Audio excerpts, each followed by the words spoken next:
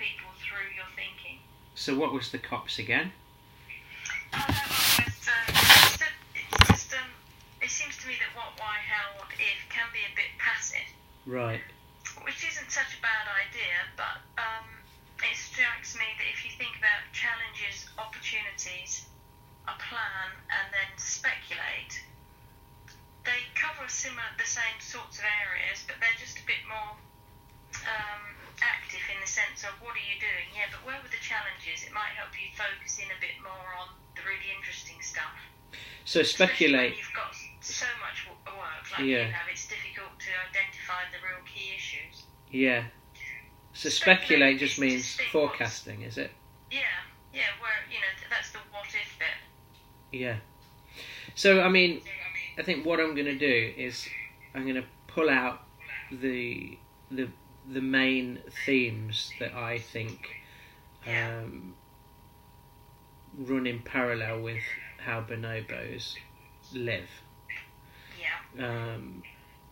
And then from there, just really identify what it is about those workshops that feed back into why I think it's important that people are made aware of bonobo culture or something like that. Well, hang on, I'm just making a few notes. This is where I think you need a good title question, because just knowing how bonobos live isn't really what you're interested in. It's not like you've gone out and done an anthropology project where you sat in the jungle watching bonobo. No. It's that you've used existing research or observations about their particular culture and social system and speculated on whether that has value in the context of loneliness and loss of connection. Yeah. And therefore the workshops are, well, how do the workshops help overcome the loneliness and dislocation? Yeah. And the workshops are framed around the idea of the bonobo culture and social system. Do you see what I mean? The question will change the way you address the analysis of your research. Yeah. So it's worth types of questions. Always, when you see a good one, you think, oh, that's good. That's obviously straightforward. But it can, that can take an awful long time to get the right question. So you sort of try out a question and then think, okay, with that question, how would I structure a response? Yeah. Or you can structure the response and then think, well, what's the question that would seem logical to cover all that stuff? Yeah. See what I mean? Yeah. I think, I've got to give this some thought, because there must be 6 or 7 themes that have come out of doing this. Right. So, and I can rationalise why they've emerged and why, I think they're relevant to the bonobo experience. But do I umbrella it with this is why that they're... If you've got 6 or 7 themes and you've identified what makes each one special... Yeah.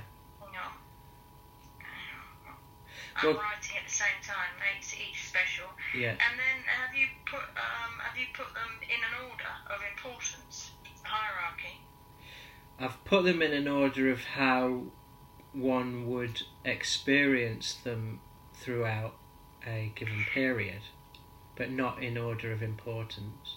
Well, are they that you need all of the themes to walk you through the process, or are these themes that have emerged from the process that you've now found to be important?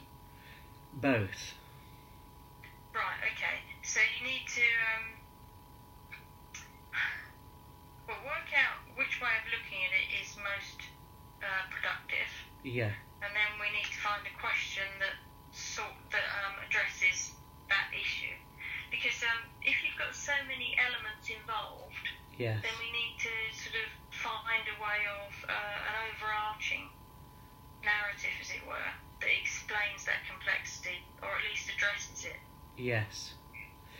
yeah, it'd be so it could be something like I don't know. Do these seven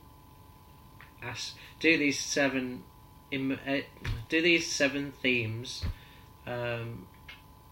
enable people to become more connected or something? I don't know. I mean, is it that what are the 6 or 7 themes? Can you run them offhand? I'll try. So there's the squeal of consent, which I think's yeah. the first. That'd be the primary workshop, just so that people feel safe and then I think there's sisterhood, and then there's motherhood. So the cycle of life. So you're born as a bonobo and introduced to a mother, and then she nurtures you, and then she dies, and then you mourn her, and then you become a mother, and she becomes a baby, and then it goes in a cycle. Yeah. So there's that, which is mainly about it's about bonding and loss. I think that death, which is quite an important component to it. There's chimps versus bonobos, so participants get to be in a bonobo tribe and then sort of wander off into a chimp environment. So there's that contrast between like aggressive and harmonious. What else is there? There's kind of an introduction to eating insects. There's bonobo massage, so unconventional ways of sort of giving touch to one another. So yeah, there's a variety of things. It's bonkers, isn't it? Are they all different forms of communication? I'd say they're all about, essentially in their essence. I think they're all about connection and disconnection. No. Okay, I'm just writing it down. What did you say actually before I said communication? Well, yes. I mean, some of them are about communication, like the squeal of consent and sisterhood. But then the birth and death one and chimps versus bonobos, they're a little bit different. I think they tackle different things. Okay. Like being disconnected and connected, especially as a chimp and a bonobo. And birth and death is about connection and loss. So if the key is connection and disconnection, right, then that might start to help you think about the title in relationship to, I'm just looking back at your notes, the isolation and loneliness. Yeah. What did you think to this question though? Can I develop a series of workshops that both communicate the depth of bonobo culture and increase the people's sense of belonging? Oh, that's the title question? Yeah. I thought that was the first paragraph. The tricky thing about that as a question You're is funny. that it leads to a sort of a potentially yes-no answer. Right. Which isn't as interesting, I would argue, as a why do it question. Okay. Why, it could be just something like, why live like a bonobo? Okay. And then you could have a subtitle that is a little more sort of descriptive. Right. But the why question means that you can have a range of answers that are all sort of build rather than a simple yes/no. Yes.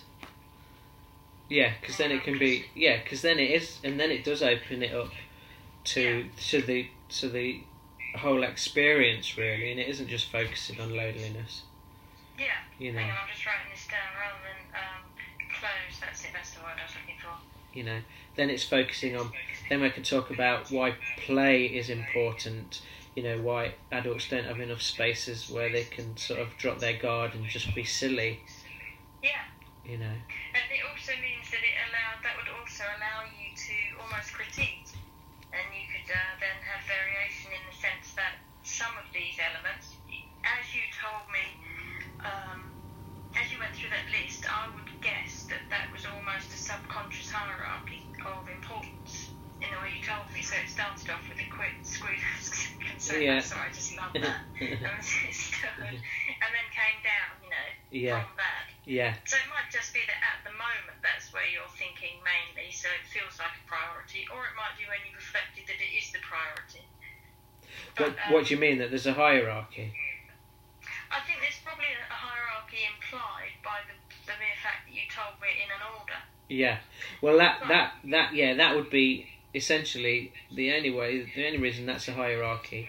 It's not necessarily, well, it is about importance really, but it's about how people would flow through all those workshops, and one would assist in helping the next one work. I see. Okay, so it's an order. Yeah. So yeah. Okay. So therefore you've got a cycle or a system, and therefore by saying why live like a bonobo, well, if you're that would allow you to explain sort of. It is more complex than a yes/no. In some scenarios, yes, it is an interesting alternative. Yeah. And perhaps in others it might not be. Yeah. So it allows you to be more reflective, I think. Yeah. Hang on, I'm just putting that down. Yeah, more reflection. Yeah, I guess I was just thinking that you've got to be quite. The thing is, the can I is sort of like a how type question, and the answer is, well, yeah. Yeah. But that doesn't really do justice to what you're thinking about. I don't think anyway, because it's 23 workshops. They're obviously, I would imagine, much more complex than a yes/no. Yeah. And it's that complexity, if you like, and that the nuance that is where the interest and where the analysis will come out, and where you can really show that you've thought about this and can really consider the pros and cons. It's not just as I jokingly referred to it, sex and drugs and rock and roll. It's actually much more nuanced and considered than that. Yeah. So the natural flow of things for me would be to start by looking at these workshops, seeing how they would maybe flow in, maybe grouping them into maybe 3 modules or something. Yeah.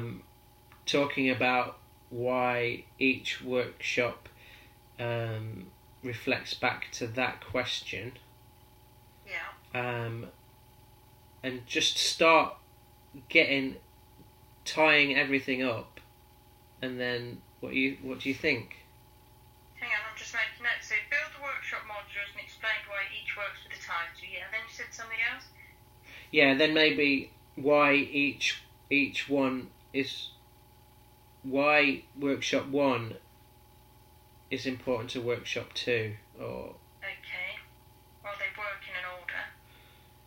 Yeah, so, for the squeal of consent, this is an opportunity to build on non-verbal consent skills. This is going to be really helpful when you move into the sisterhood workshop. If I can just cut across you there, I think you've got to do that so that you understand exactly the order and the structure of the workshops. And all of that.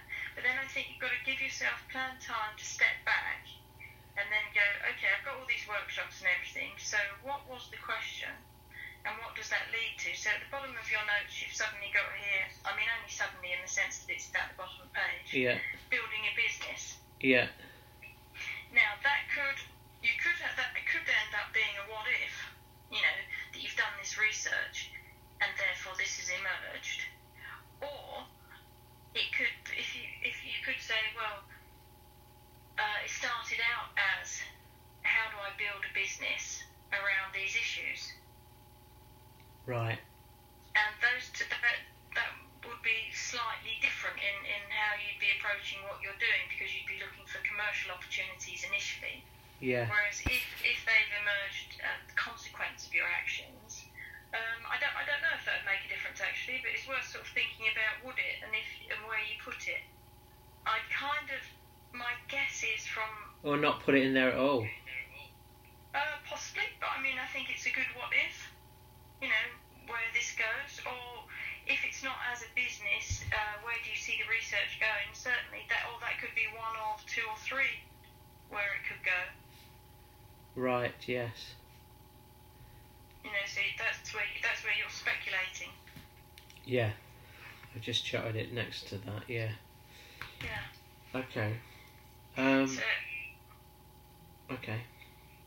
hang on, I'm just writing that down. So, working out the workshops.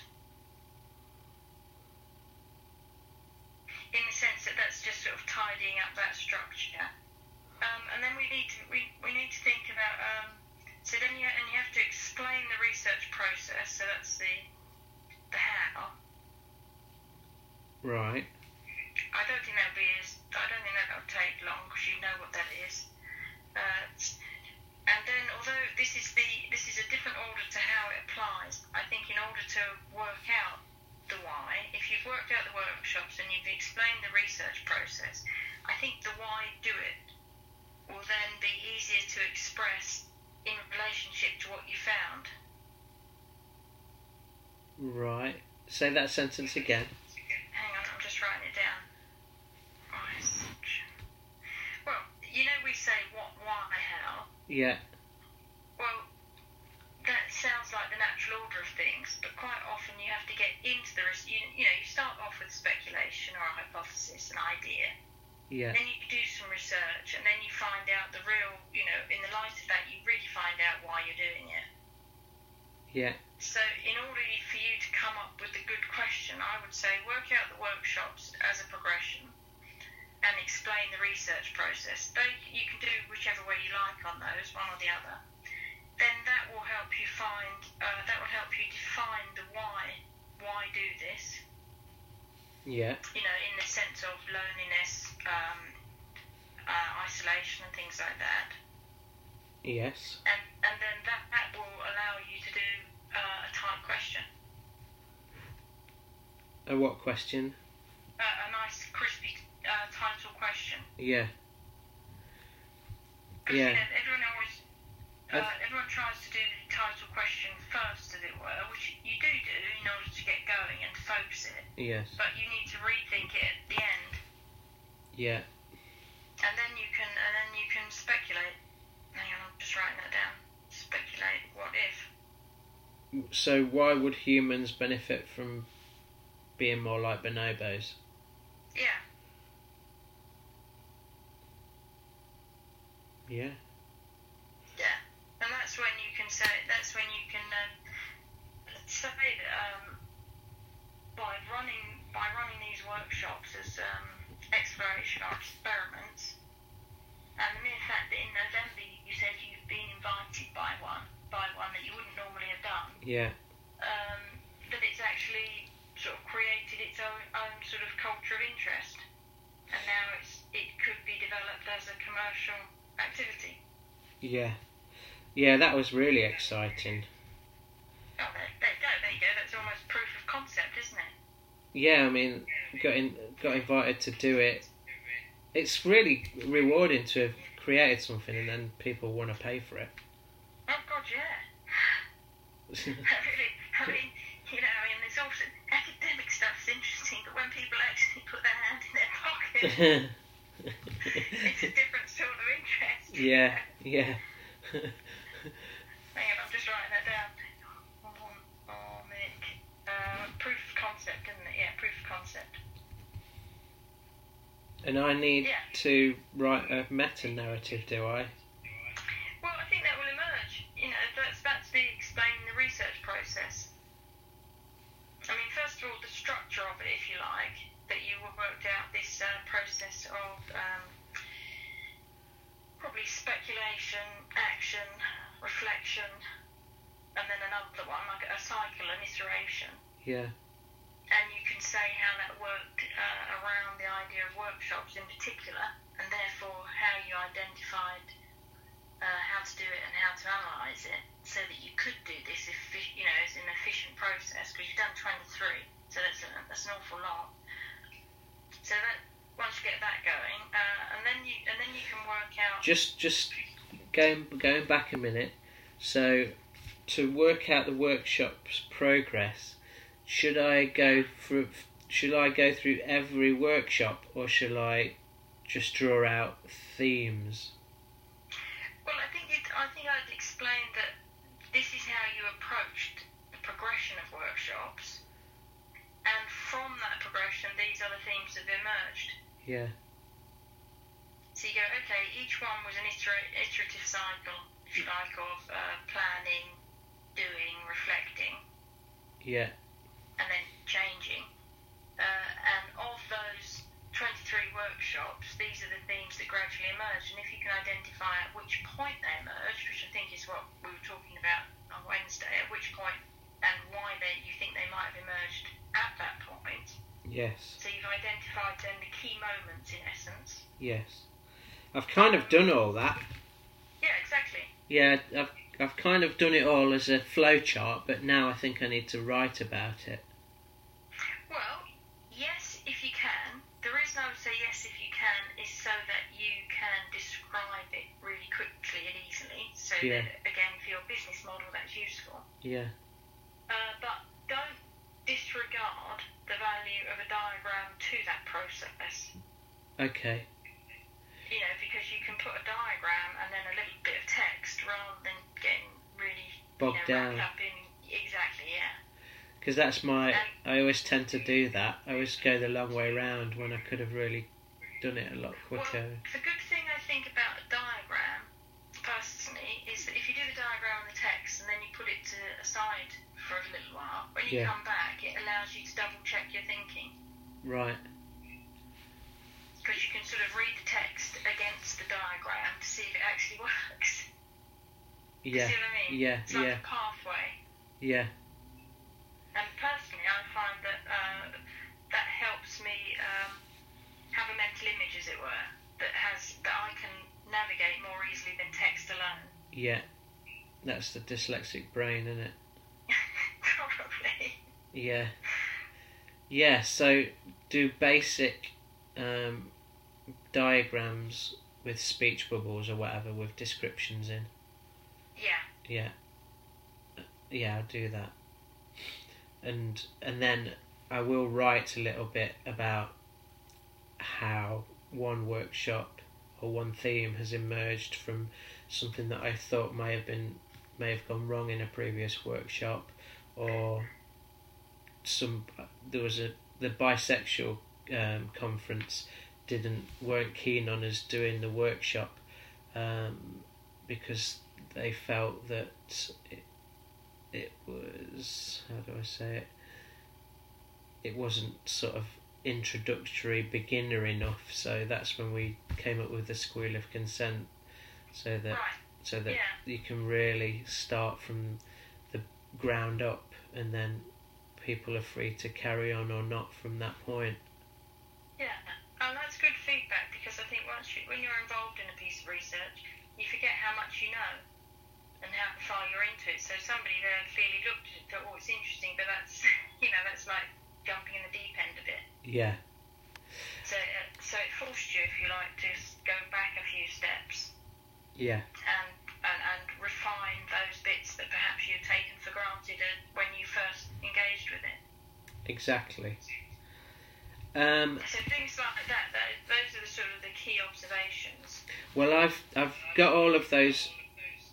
I've got all those in a file that are key changes, milestones, and then I've got one. Yeah. Then I've got a folder with things that failed in it.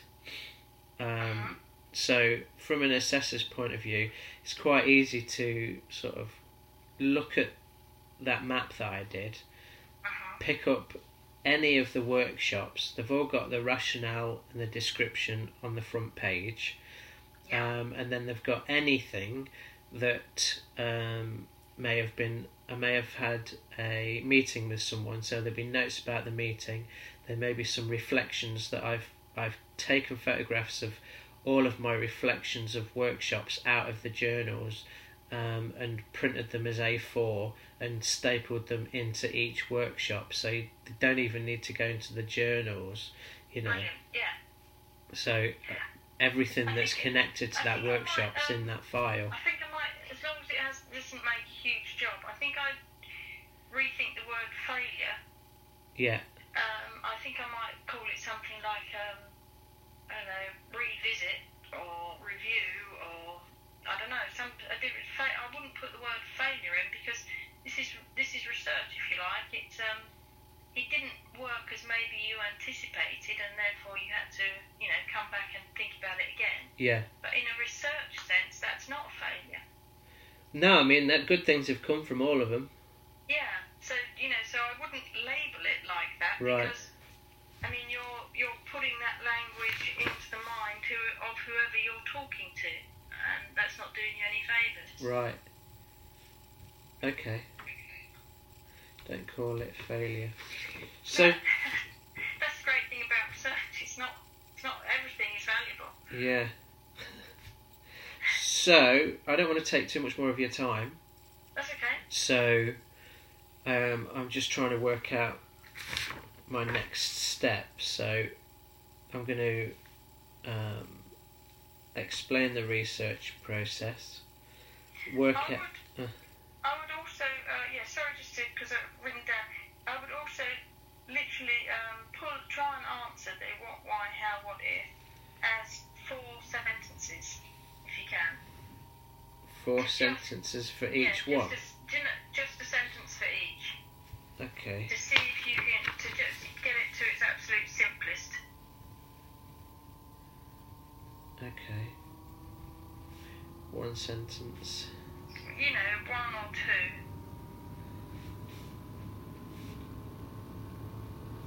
2. Right. Because then, if you get those done nicely, as it were, in the sense that you're happy with them, yeah, you only have to put in a couple of examples, and that's your 100 words. Right. Yeah. I'm just doing it plus.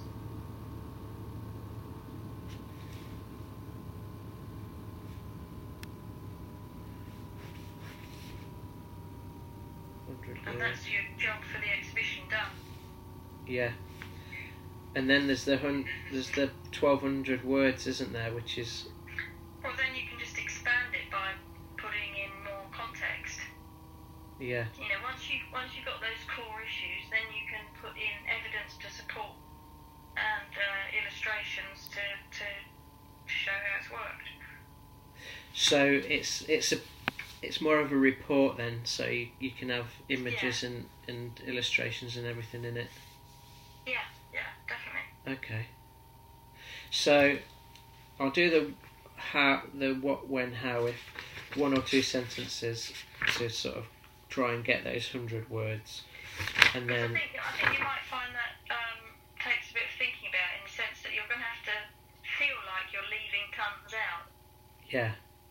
So you need to give yourself a chance to think about those for what's the most important. It's a bit like, do you ever watch Dragon's Den?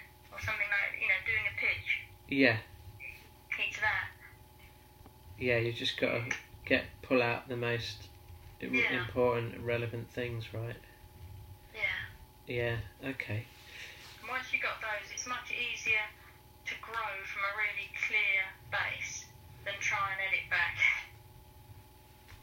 Yeah. If you write tons and tons and tons and try editing back, that'll make you go crazy. Whereas if you can do it the other way, it's much simpler. I mean, it's harder in the sense to start with, because you're doing your thinking forwards. But it's an easier process, I think, than trying to edit back. Right. I mean, whichever works, do it. Yeah. But I think it will stop you feeling lost if you do it thinking first. Okay. But it doesn't matter if you do it the other way, Jason. If you can't get to the 4, then just write loads, and then we'll have to dig through it. I'll try not to. I don't want to create work for myself. Well, I think you probably, just from talking to you, I think you would work. I think you prefer it, because it's the sort of thing you can do walking along the seafront with a notebook, sort of muttering to yourself, trying to work out what are the absolute key points. Yeah. Rather than sitting down trying to write reams and reams, or trying to think about it, ending up writing tons and tons of stuff, and then having to edit back to try and find the essence. Yeah. You know, I think you're much more sort of a think it, do it person. Yeah, I'd say so. So I've got explain the research process, workout, workshop, process. Is that right? What I've got it here is a workout process, workshop, structure, I guess, structure and order. I'll write that down. Okay. And then put them into modules section. or. Yeah, whichever. If that's how it's coming together. Yeah, I mean, in a sense, you can write down how you did them and why you did them like they are, and as a consequence, they're now as modules. Yes. You don't have to go straight to modules. You say this is how, and it might be, there might be quite an element of convenience in the sense that you were following a summer festival timetable, which allowed you to do these, these different workshops. So you just have to be honest about why you did what you did. Yeah. Great. Yeah. So the long piece of writing. Do I go into detail about what I've done, as far as which long bit of writing? You know, the 1,500 word one. Do I go in? It's only like 3-4 pages. Yeah, but do I talk about what happened at these workshops, or is it more of a diary of what's happened, or is it more about if you think about those things that we just talked about, the workshop structure and order. Yeah. The research process that emerged from doing that. Yeah. And how doing, you designed that, didn't you, as a consequence of the experiences. Yeah. And then the broader why, the context, and then the what if. That can be 1,500 words, no problem. Okay. So, I mean, I wouldn't worry about how we package this at the moment. I'd worry about, or I'd think about, where's the essence of the project, and how am I pulling those key themes out. Right, okay. Yeah, which is like loneliness, connection, isolation, and then the themes that have emerged from the bonobo experience that can benefit that. Yeah. Okay. Alright. Yes, I think we're in danger of going round in circles. I think we might have done already. That's okay. So, thank you so much. I've got a bit more of an horizon now to head for. Okay, brilliant. And you still pick the guys in learning? Yes, I'm still seeing those. Great. I've got to arrange to meet up with them.